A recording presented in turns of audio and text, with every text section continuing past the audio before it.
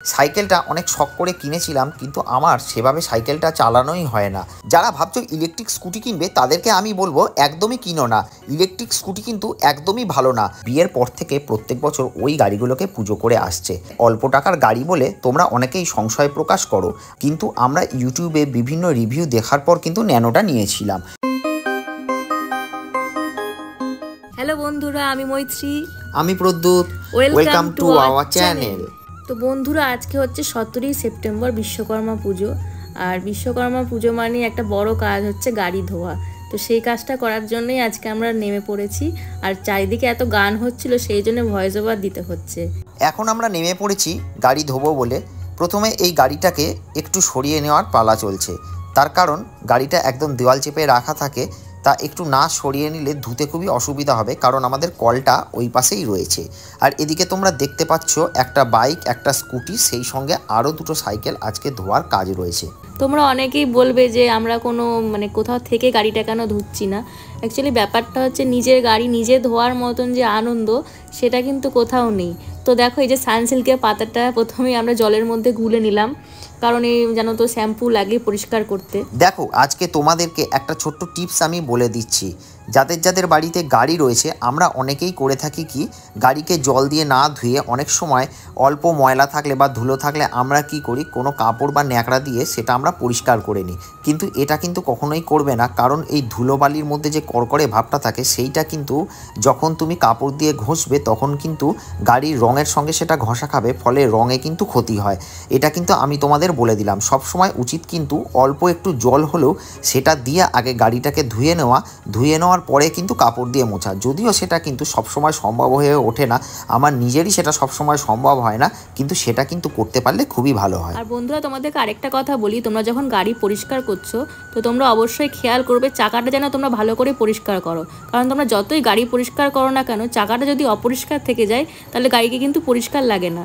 তো যথেষ্ট পরিমাণে জল দিয়ে কিন্তু চাকাটাকেও পরিষ্কার করতে হবে। এখন বর্ষাকাল, গাড়ির চাকাতে কাদা কিন্তু লেগে থাকবেই, তাই চাকাটা ভালোভাবে পরিষ্কার করে নেওয়া কিন্তু খুব দরকার বলে আমি মনে করি। তাই চাকাটাকেই কিন্তু আগে ভালো করে ধুচ্ছি। এতে প্রচুর পরিমাণে জলের খরচা হচ্ছে, কিন্তু কি করা যাবে, বিশ্বকর্মা পুজোর দিন গাড়ির চাকাটাকে তো পরিষ্কার রাখতেই হবে। তো জল দিয়ে পরিষ্কার করা প্রায় হয়ে গেছে, এবার আমরা শ্যাম্পু দিয়ে পরিষ্কার করব। তো এর ফাঁকে তোমাদের একটু আমাদের গাছের ফুলগুলোকেও দেখিয়ে দিই। দেখো কত সুন্দর জবা ফুটেছে, দুটো গাছে ভর্তি জবা ফুটেছে, আরও কিন্তু ফোটে।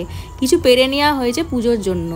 গাড়িটা মোটামুটি জল দিয়ে দেওয়া হয়ে গেছে, একেবারে বাইকটাকেও জল দিয়ে ধুয়ে নিচ্ছি। সেই সঙ্গে কিন্তু আরও একটা স্কুটি রয়েছে এবং সাইকেল রয়েছে, সেটাও কিন্তু জল দিয়ে ওয়াশ করব। তো অনেকক্ষণ ও কাজ করছিল, তাই ওকে আমি বললাম দাও আমি একটু কাজ করি। তো আমি এখন গাড়িতে জল দিচ্ছি। আজকে চারিদিকে গান চলায়, পুরো ভিডিওটাতেই তোমাদেরকে ভয়েস ওভার করে দিচ্ছি। এদিকে দেখো, আমার সঙ্গে ও কিন্তু যথেষ্ট পরিমাণে হেল্প করছে, কারণ এতগুলো গাড়ি সাইকেল এগুলো ধুতে গেলে কিন্তু অনেকটা সময় লাগে, অতটা ধৈর্য কিন্তু থাকে না, তাই ও আমাকে যথেষ্ট পরিমাণে কিন্তু হেল্প করছিল। আর তারপরে আমি কিন্তু শ্যাম্পু দিয়ে গাড়িটা এবার ধোয়া চালু করলাম। একটু শ্যাম্পু দিয়ে নিলে কি হয়, গাড়িটা খুবই চকচকে হয়ে যায়, তার জন্যই শ্যাম্পু দিয়ে কিন্তু এটা ভালো করে ওয়াশ করছি। ও গাড়িতে শ্যাম্পু লাগিয়ে দিয়েছে আর আমি জল দিয়ে পুরো গাড়িটাকে ভালো করে ধুয়ে নিচ্ছি। তোমরা কে কে আজকে বাড়িতে গাড়ি ধুলে আমাদেরকে কমেন্ট করে অবশ্যই জানিও। গাড়ি বাইকের পর এরপর সাইকেলটাকে নিয়ে পড়েছি। সাইকেলটা অনেক শখ করে কিনেছিলাম, কিন্তু আমার সেভাবে সাইকেলটা চালানোই হয় না। কিন্তু এই বিশ্বকর্মা পুজোর দিন সাইকেলটাকে কিন্তু আমি ধোয়া মোছা করি বা পরিষ্কার করি, এটা কিন্তু একটা রুটিন হয়ে দাঁড়িয়েছে।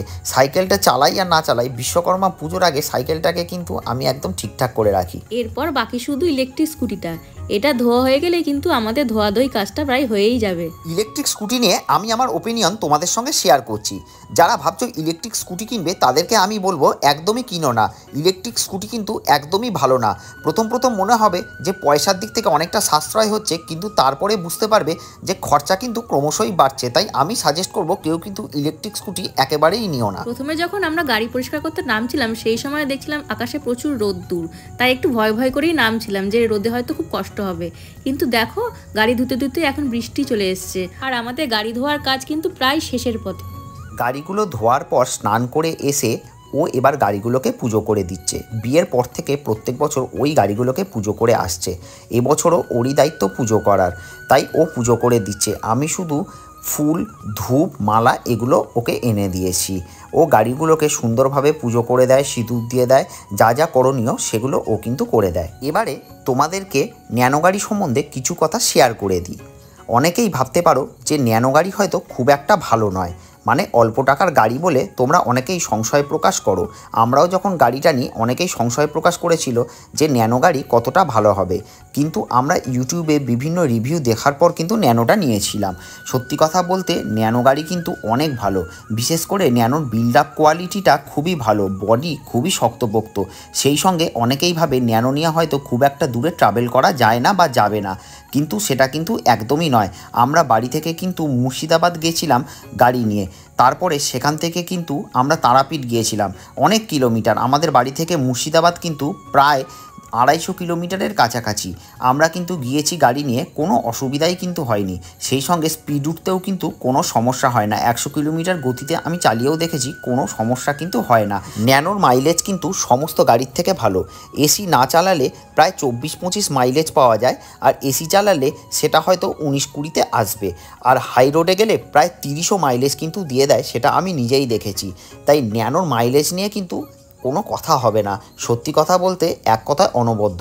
সেই সঙ্গে এতটা ছোট গাড়ি যে পার্কিংও কোনো সমস্যা হয় না, খুবই ভালো আমি বলবো। পুজো প্রায় শেষ, এবার শুধু গাড়িগুলোকে একটু মালা পরিয়ে দেবো, তারপরে একটু ধূপ দেখিয়ে দেবো। আর একটু তাড়াহুড়ো করছিলাম, কারণ এরপরে না আমার একটা জায়গায় রান্না পুজোর নেমন্তন্ন ছিল, তাই সেখানে যাওয়ার জন্য একটু তাড়াহুড়ো করে লাস্টে করছিলাম। যে কোনো গাড়ি আমার কাছে খুবই শখের। আমার এই সাইকেলটা থেকে শুরু করে বাইক, স্কুটি, গাড়ি সবগুলোই আমার কাছে খুবই শখের।